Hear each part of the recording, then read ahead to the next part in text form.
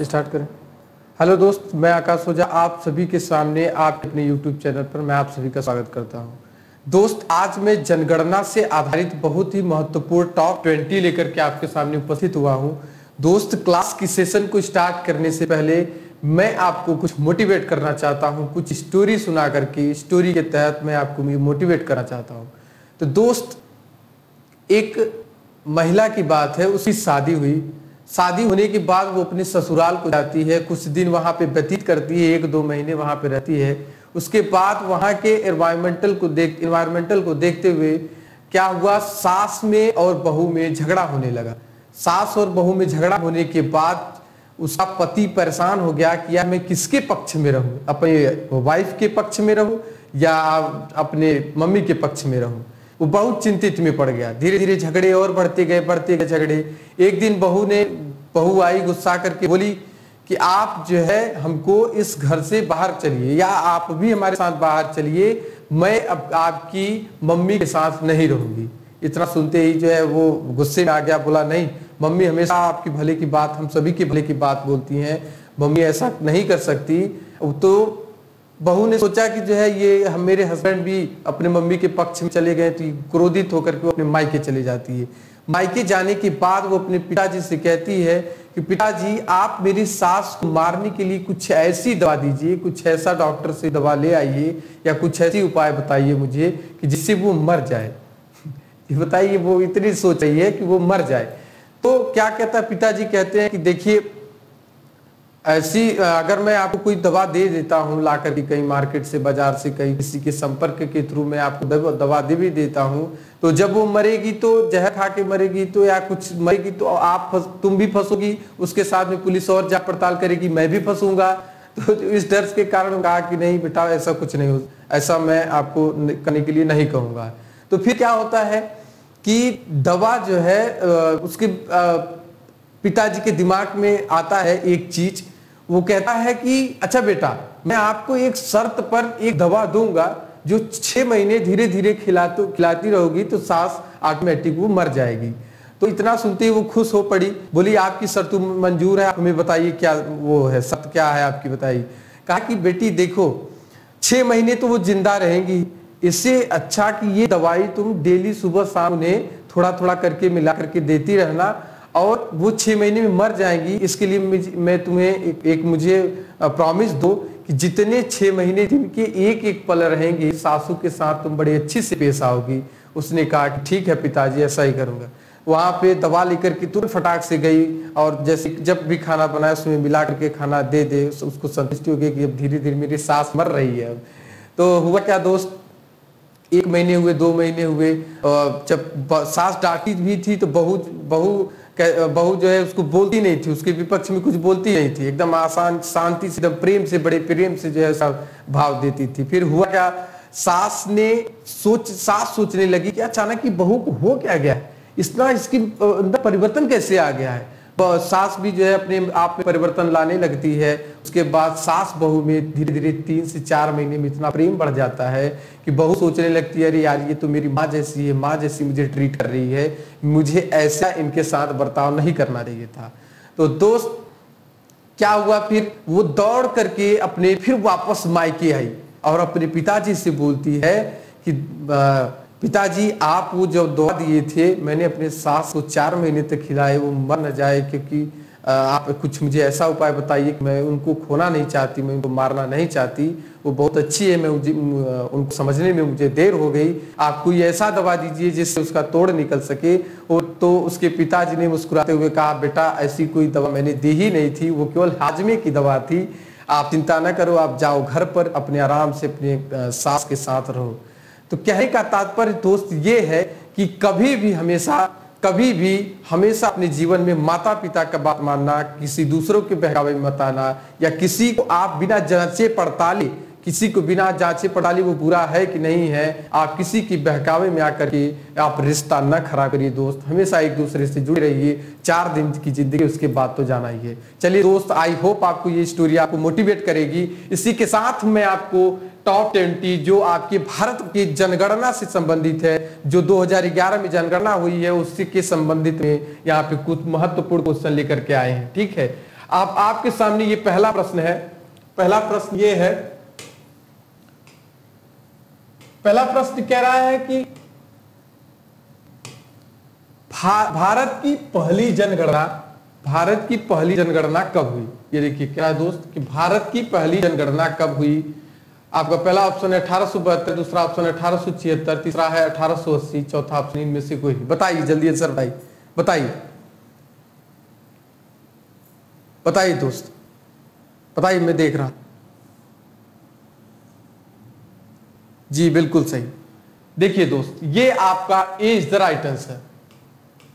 आपका 1872 में पहली बार जनगणना हुई थी। कार्यकाल पूछ लेता है दोस्त कि किसके कार्यकाल में हुआ था, तो लॉर्ड मेयो के कार्यकाल में सन 1872 ईस्वी में पहली जनगणना हुई थी। किसकी? भारत की पहली जनगणना कब हुई? 1872 में। किसके कार्यकाल में? लॉर्ड मेयो के काल में। आई होप आपको बात समझ में आई होगी। चलिए नेक्स्ट क्वेश्चन पे चलते हैं।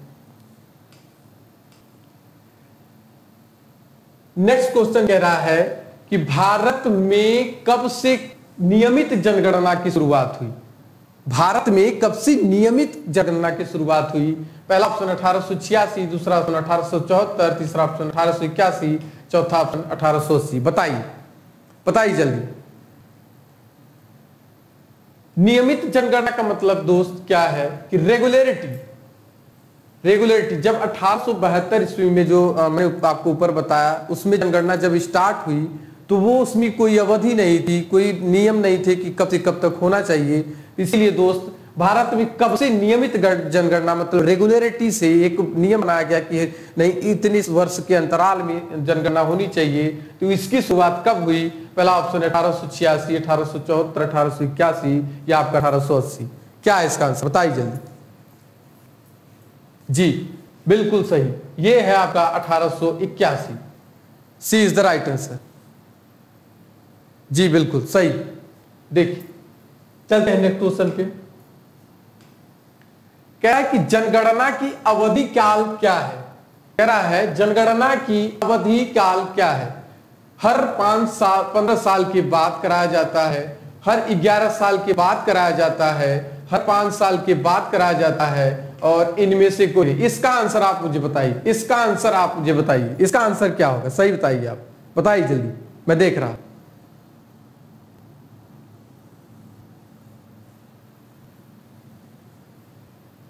बिल्कुल बताइए। देखिए D is the right answer. देखिए इसमें मैंने वो ऑप्शन रखा ही नहीं कि आपको एक बहकाने के लिए। जनगणना की अवधि काल हर 10 साल के बाद, हर 10 ईयर्स हर 10 साल के बाद अंतराल में कराया जाता है। जैसे कि आपका 2011 में हुआ है पिछली बार, तो अब कब होगा? 2021 में होगा, जो अब अगले साल होगा आपका। तो हर 10 साल के बाद क्या कराई जाएगी जनगणना, मतलब हर 10 साल के बाद जनगणना कराई जाती है। इसलिए इसका राइट आंसर क्या हो जाएगा कि हर 10 साल के बाद, इनमें से कोई नहीं। ठीक है सर, ठीक है। चलिए आगे चलते हैं। कह रहा है कि विश्व जनसंख्या दिवस कब होता है। बताइए इसको। विश्व जनसंख्या दिवस कब मनाया जाता है? पहला ऑप्शन है 11 जुलाई, दूसरा ऑप्शन है 12 जुलाई, तीसरा ऑप्शन है 24 जनवरी, चौथा ऑप्शन है आपका 28 जनवरी। बताइए।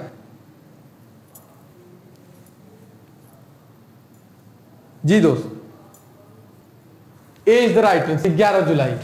11 जुलाई को क्या होता है? विश्व जनसंख्या दिवस मनाया जाता है। कब? 11 जुलाई को। ठीक है, चलते हैं नेक्स्ट क्वेश्चन पे। बहुत ही आसान क्वेश्चन है, इसमें कोई व्याख्या की जरूरत नहीं है। तो नॉर्मली एग्जाम पुटअप हो जाते हैं, कभी कभी पूछ लिया जाता है, इसलिए बस एक जनरली क्वेश्चन है आपका। ठीक है, जनगणना से संबंधित है।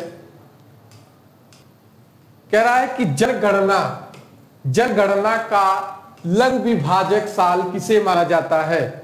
जनगणना का लघु विभाजक साल किसे माना जाता है? पहला ऑप्शन है 1951, दूसरा ऑप्शन है 1952, तीसरा ऑप्शन 1953, चौथा ऑप्शन इनमें से कोई नहीं। बताइए। देखिए पहले तो आप बात समझ लीजिए कि लघु विभाजक काल क्या है। जब आप बात तो समझेंगे ही नहीं तो आप करेंगे क्या? लघु विभाजक साल क्या है? देखिए जब जनसंख्या की वृद्धि दर ज्यादा होती है किसी वर्ष में, किसी अंतराल में, जब जनसंख्या वृद्धि दर ज्यादा होती है तो वो क्या कहलाता है? लघु विभाजक साल। जैसे कि मान लीजिए 2010 से लेकर के 2011 से लेकर के 2021 तक अगर जनसंख्या वृद्धि ज्यादा होगी तो उसे क्या बोलेंगे? लघु विभाजक काल। लेकिन अगर इसी जगह पे जनसंख्या वृद्धि दर न्यूनतम हो जाए, 2011 से लेकर 2021 तक अगर न्यूनतम हो जाए तो उसे क्या कहते हैं? महाविभाजक काल। क्या कहेंगे? महाविभाजक काल। समझ में आई बात? लघु विभाजक काल किसे कहते हैं? जनसंख्या वृद्धि दर ज्यादा होने पर उस वर्ष के अंतराल को क्या कहते हैं? लघु विभाजक काल। और वही जनसंख्या दर न्यूनतम हो जाए तो उसे क्या कहते हैं? महाविभाजक काल। अब ये देखिए हुआ कब था महाविभाजक काल? आपको पूछ लेता किस सन को कहते हैं, तो 1911 से लेकर के 1921 तक को क्या कहा जाता है? आपका महाविभाजक काल कहा जाता है। और लघु विभाजक काल क्या आंसर हो जाएगा आपका दोस्त? 1951 में। इसका राइट आंसर क्या हो जाएगा? 1951 को क्या कहा जाता है? लघु विभाजक काल। और महाविभाजक काल अगर आंसर आपको पूछ लेता है तो कब है? 1911 से 1921 तक। आई होप आपको बात समझ में आई होगी कि मैं क्या कहना चाहता हूं, या लघु विभाजक काल क्या था आपको समझ में आया होगा अच्छे से। चलते हैं नेक्स्ट क्वेश्चन पे।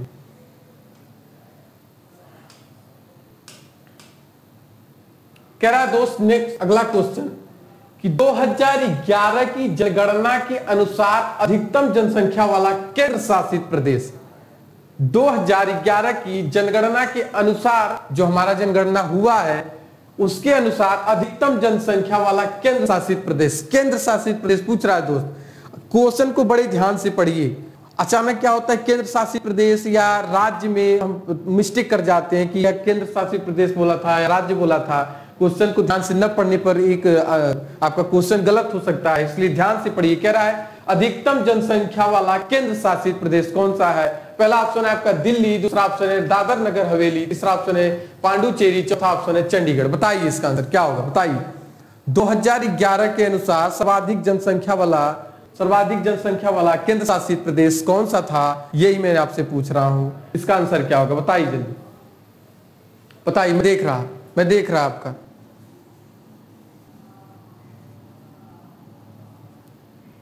जी बिल्कुल सही। देखिए दिल्ली क्या था आपका?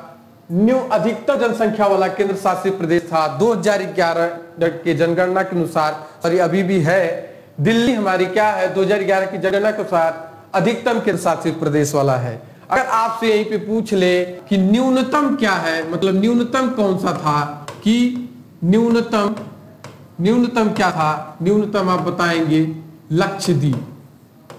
क्या? लक्षद्वीप आपका क्या है? जिसकी राजधानी कवारत्ती है, जिसकी कैपिटल कवारत्ती है। ये भी आपको बता दे रहा हूं, बात चलिए तो। जिसकी राजधानी कवारत्ती है। न्यूनतम जनसंख्या वाला केंद्र शासित प्रदेश लक्षद्वीप है, अधिकतम वाली दिल्ली है। आई होप आपको बात समझ में आ गया। यही दो क्वेश्चन पूछता है, अधिकतम पूछेगा या न्यूनतम पूछेगा, तो आपको मैंने न्यूनतम भी बता दिया और अधिकतम भी बता दिया। ठीक है दोस्त, चलते हैं नेक्स्ट क्वेश्चन पे। अगला क्वेश्चन कह रहा है कि 2011 की जनगणना के अनुसार न्यूनतम जनसंख्या वाला केंद्र शासित प्रदेश कौन सा है? सॉरी, मैंने आपको आंसर इसका बता ही दिया पहले भी। वही लक्षद्वीप आपका आंसर हो जाएगा। मैंने आपको बता दिया कि न्यूनतम जनसंख्या कौन सी है, तो वही चीज आपका पूछ रहा है कि 2011 की जनगणना के अनुसार न्यूनतम जनसंख्या केंद्र शासित प्रदेश कौन सा है। दोस्त ध्यान रखिएगा, केंद्र शासित प्रदेश अब वर्तमान में, पहले तो 7 थे, अब 9 हो गए हैं और 28 राज्य हो गए हैं। लेकिन उसमें भी संशोधन हुआ। उसमें भी मोदी जी ने जम्मू कश्मीर से संबंधित बोला कि हम इसको केंद्र शासित प्रदेश न करके राज्य का दर्जा देंगे। तो वर्तमान में दोस्तों 28 राज्य और आपके 8 केंद्र शासित प्रदेश हैं। ठीक है, आई होप आपको बात समझ में आई होगी। तो Lakshadweep is the right answer. ठीक है, चलते हैं नेक्स्ट क्वेश्चन पे। नेक्स्ट क्वेश्चन कह रहा है हमारा कि 2011 के जनगणना के अनुसार, 2011 की जनगणना के अनुसार सर्वाधिक जनसंख्या वृद्धि दर वाला राज्य, सर्वाधिक जनसंख्या वृद्धि दर वाला राज्य मेघालय, अरुणाचल प्रदेश, गुजरात और हरियाणा। बताइए इसका आंसर। देखिए जनसंख्या वृद्धि दर का मतलब समझिए, मतलब 2011 जनगणना के अनुसार सर्वाधिक जनसंख्या वृद्धि दर का, वृद्धि दर मतलब कि ऐसा कौन सा राज्य है जो 2011 में जब जनगणना हुई तो जनसंख्या सबसे ज्यादा रही, वो आपको राज्य बताना है। तो इसका आंसर क्या हो जाएगा, बताइए जल्दी, बताइए, मैं देख रहा।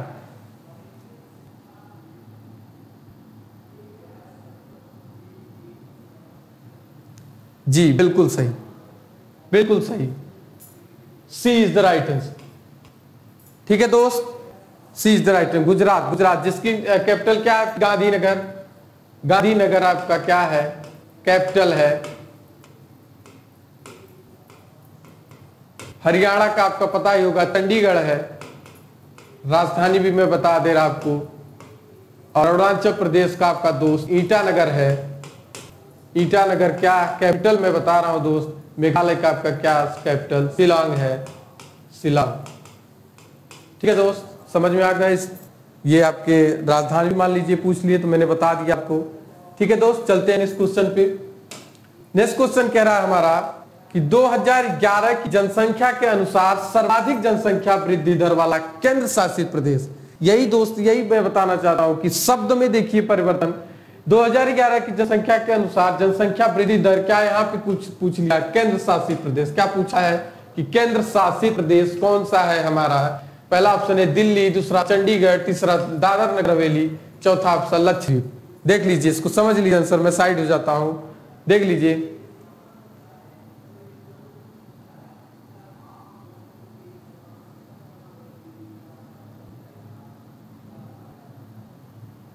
जी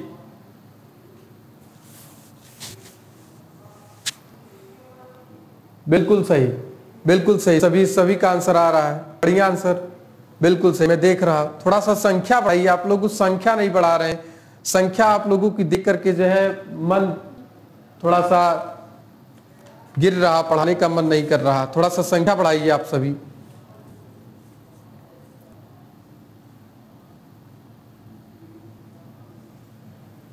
जी बिल्कुल बिल्कुल, Dadar Nagar Haveli is the right answer. Dadar Nagar Haveli, Dadar Nagar हवेली जो है आपका राइट आंसर है। और इसका अगर ये क्या पूछा है आपका, सर्वाधिक पूछा है। अगर न्यूनतम पूछे तो आपका क्या, लक्षद्वीप हो जाएगा। अगर न्यूनतम पूछे तो आपका लक्षद्वीप हो जाएगा। अगर अधिकतम पूछे तो दादर नगर हवेली हो जाएगा। दोस्त मैंने ऊपर में थोड़ी सी गलती कर दी है एक क्वेश्चन में। इसमें आपका आंसर क्या हो जाएगा, ये आपका मैंने जनसंख्या वृद्धि सर्वाधिक और न्यूनतम में गड़बड़ हो गया। यहाँ पे जो सर्वाधिक पूछा है तो इसमें क्या हो जाएगा आपका, ए इज द राइट आंसर। मतलब मेघालय सही है आपका दोस्त, ये मेघालय सही है। यहाँ पे मैं कंफ्यूजन हो गया, बस नीचे जैसे ही मैंने क्वेश्चन को पढ़ा तब बात समझ में आई कि यहाँ पे आपका जनसंख्या वृद्धि, ये मैं सर्वाधिक शब्द को देखा तब बात समझ में आई कि यहाँ सर्वाधिक पूछा था ना कि न्यूनतम। तो Meghalaya is the right answer इसका हो जाएगा। ये आपका आंसर गलत है। ठीक है, बाकी आपका सही है। मेघालय का शिलांग होगा, अरुणाचल प्रदेश का ईटानगर होगा, गुजरात का गांधीनगर होगा, हरियाणा का क्या होगा, चंडीगढ़ होगा। दोस्त आगे चलते हैं। ये इसका आंसर मैंने आपको बता ही दिया। ठीक है आप दोस्त, दादर नगर हवेली का भी आपका कैपिटल दादर नगर हवेली का भी दादर नगर हवेली होगा। लक्षद्वीप का कवारत्ती होगा। चंडीगढ़ तो आपका राजधानी है ही, दिल्ली जो है आपकी भारत की राजधानी है ही। अच्छा, एक चीज इससे पूछी जाती है कि ऐसा कौन सा जो है राजधानी है जो दो राज्य की राजधानी है। तो इसकी दोस्त बता दें कि ये आपका पंजाब और हरियाणा, पंजाब और हरियाणा इन दोनों का राज्य जो है, इन दोनों का राजधानी, इन दोनों का कैपिटल क्या है आपका, सेम चंडीगढ़ ही है। ठीक है, चंडीगढ़ आपका क्या उसमें केंद्र शासित प्रदेश में भी आता है, आप लोग जानते ही होंगे।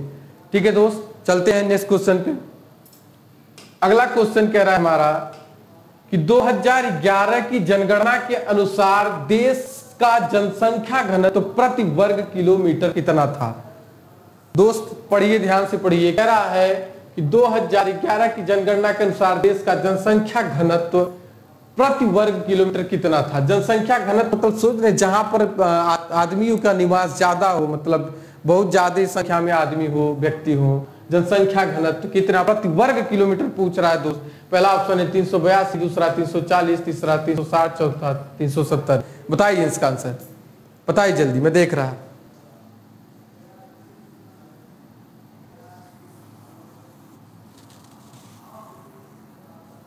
बिल्कुल सही, सभी सभी सभी सही है। देखिए 382 ये आकार राइट आंसर है। 2011 की जनगणना के अनुसार जनसंख्या घनत्व प्रति वर्ग किलोमीटर था कितना? 382 प्रति वर्ग किलोमीटर पर 382 व्यक्ति जो है निवास करते हैं। ठीक है दोस्त, चलते हैं अगले क्वेश्चन पे। अगला क्वेश्चन कह रहा है, ये देखिए पूरे के पूरे जनगणना से जितने भी क्वेश्चन आपके एग्जाम में पूछे जा सकते हैं, पूछे जाएंगे। अगर आपसे पूछे जाते हैं इसमें से, तो मैं आपको बता दूं इसी वीडियो के तहत आपके सारे क्वेश्चन क्लियर हो जाएंगे। जनगणना से संबंधित किसी भी सवाल को आप हल कर सकेंगे इसमें आप अपने परीक्षा में। ठीक है दोस्त, तो एक भी मैंने क्वेश्चन छोड़ा हुआ नहीं है, सब न्यूनतम अधिकतम सारी चीज में बताते चल रहा हूं। यहाँ तक कि किस राज्य की राजधानी क्या है वो भी बताते चल रहा हूँ, अधिकतम क्या है वो भी बताते चल रहा हूँ, न्यूनतम क्या है वो भी बताते चल रहा हूँ, ताकि आपसे कोई भी एग्जाम में कहीं से भी कुछ पूछ ले तो आपकी कोई भी पॉइंट छुट्टी न रहे, आप सभी उसको हल कर ले जाएं। यही मेरा इरादा है, यही मेरा इरादा है कि आप एक भी क्वेश्चन एग्जाम में गलत ना करके आए, इसीलिए मैं आपको हर एक पॉइंट को बताते चल रहा हूँ। ठीक है दोस्त, चलते हैं अगले क्वेश्चन। अगला क्वेश्चन कह रहा है 2011 की जनगणना के अनुसार सर्वाधिक जनसंख्या घनत्व वाला राज्य। दोस्त ऊपर क्या पूछा था? केंद्र शासित प्रदेश। यहाँ पे क्या पूछ रहा है? राज्य पूछ रहा है। पहला ऑप्शन कह रहा है उत्तर प्रदेश, दूसरा ऑप्शन मध्य प्रदेश, तीसरा बिहार कह रहा है, चौथा ऑप्शन पश्चिम बंगाल। बताइए, मैं साइड हट जाता हूं, बताइए।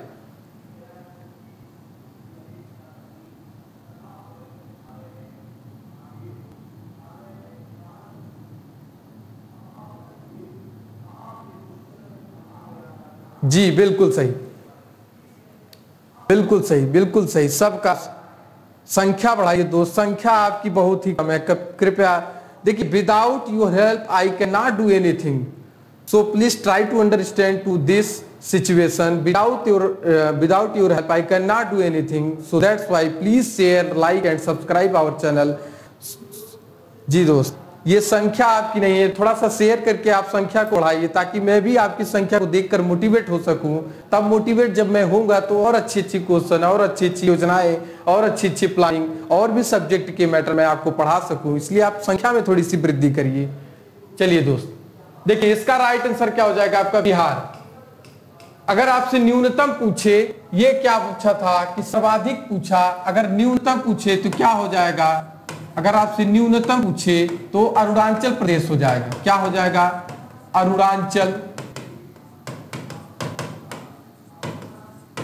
अरुणाचल प्रदेश, जिसकी राजधानी क्या है? ईटानगर है। पश्चिम बंगाल का आपका कोलकाता है। ठीक है दोस्त, कोलकाता है। बिहार का आपका पटना है, बिहार का राजधानी पटना है। मध्य प्रदेश का आपका भोपाल है, मध्य प्रदेश की राजधानी क्या है? भोपाल है। उत्तर प्रदेश आप जानते होंगे क्या? लखनऊ है। ठीक है दोस्त, बिहार। अब देखिए सर्वाधिक जनसंख्या घनत्व कितना था बिहार में? कितना था? 1106 प्रति वर्ग किलोमीटर पर इतने व्यक्ति निवास करते थे।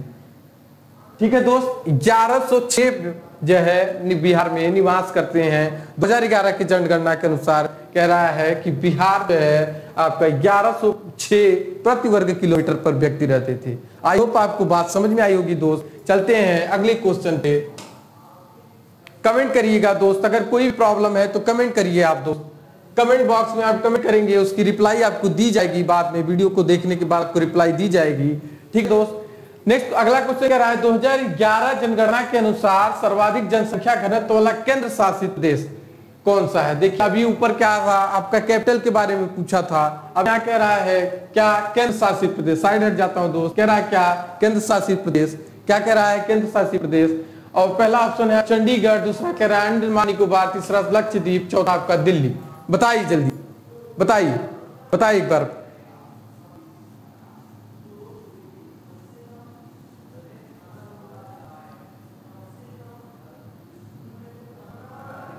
जी बिल्कुल सही, ये आपका दिल्ली। अगर आपसे न्यूनतम पूछे, ये आपका क्या है? अधिकतम है। क्या है आपका? सर्वाधिक जनसंख्या। अगर आपका न्यूनतम पूछे तो क्या हो जाएगा? अंडमान निकोबार दोस्त।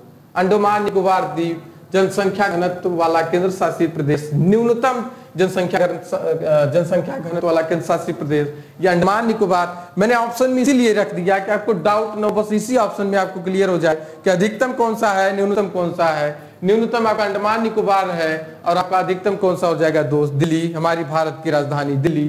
अंडमान निकोबार का आपका राजधानी क्या हो जाएगा, पोर्ट ब्लेयर, ध्यान रखिएगा। तो चलते हैं अगले क्वेश्चन पे। अगला क्वेश्चन कह रहा है हमारा कि 2011 की जनगणना के अनुसार देश का लिंगानुपात कितना था। लिंगानुपात कितना था, 955, 963, 943, 921। बताइए दोस्त, बताइए।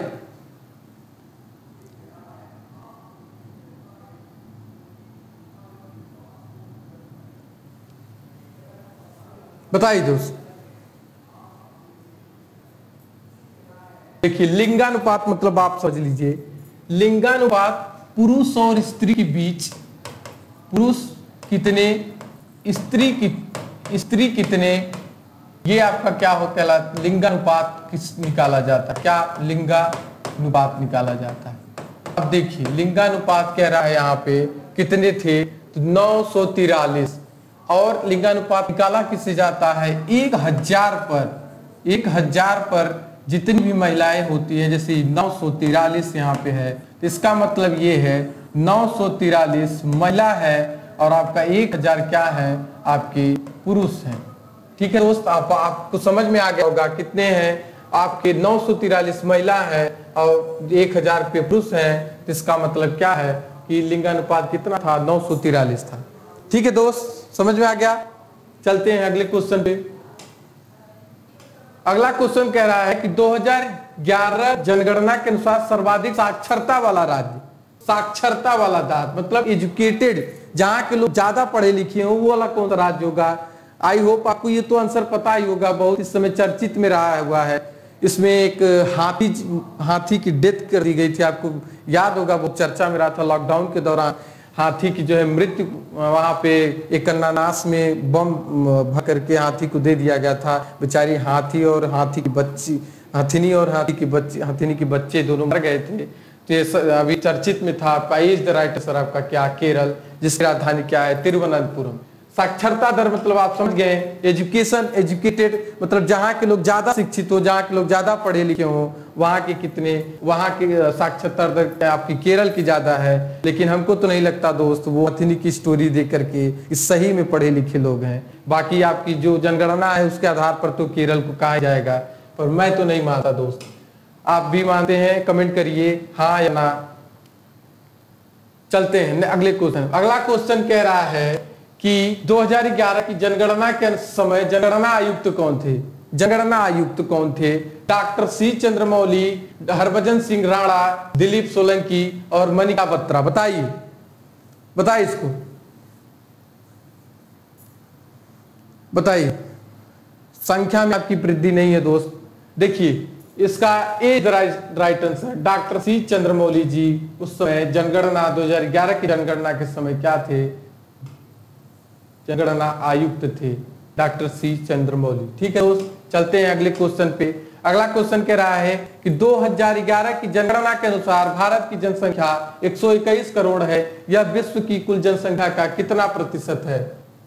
बताइए, ऐसे ही डायरेक्ट आपके एग्जाम में पूछेगा दोस्त, कैसे कि जैसे ये क्वेश्चन है आपका पूछ लेगा 2011 की जनगणना के अनुसार भारत की जनसंख्या 121 करोड़ है, यह विश्व की कुल जनसंख्या का कितना प्रतिशत है। बताइए दोस्त कितना प्रतिशत है, कमेंट करिए।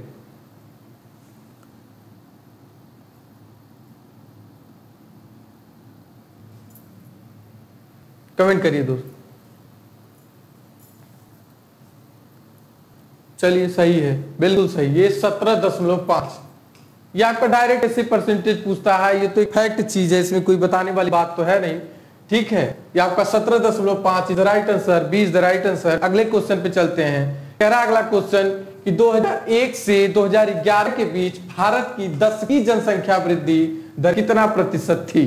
दशकीय जनसंख्या वृद्धि दर कितनी थी, मतलब 2011 से 2011 के बीच में जो 10 साल था, उस दशकीय जनसंख्या वृद्धि दर कितनी, मतलब कितनी ज्यादा जनसंख्या थी, प्रतिशत में पूछ रहा है। तो आपका कौन सा आंसर होगा, ए 13.1, 17.7, 16.9, 15.6। बताइए, बताइए जल्दी दोस्त।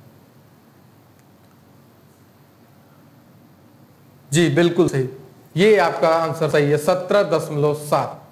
17.7 इज द राइट आंसर। चलते हैं अगले क्वेश्चन पे।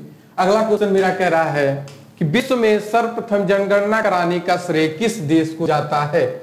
विश्व में सर्वप्रथम जनगणना कराने का श्रेय किस देश को जाता है? बताइए। पहला है ऑप्शन चीन, दूसरा आपका ब्रिटेन, तीसरा आपका जापान, चौथा आपका स्वीडन। बताइए जल्दी, बताइए भाई। बिल्कुल सही, ये देखिए स्वीडन। स्वीडन आपकी जो है राइट आंसर है। स्वीडन, विश्व में सर्वप्रथम जनगणना कराने का श्रेय किसको जाता है? स्वीडन को जाता है। Sweden is the right answer, D is the right answer. ठीक है दोस्त, चलते हैं अगले क्वेश्चन पे।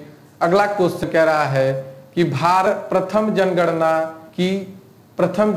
की जनगणना आयुक्त कौन थे?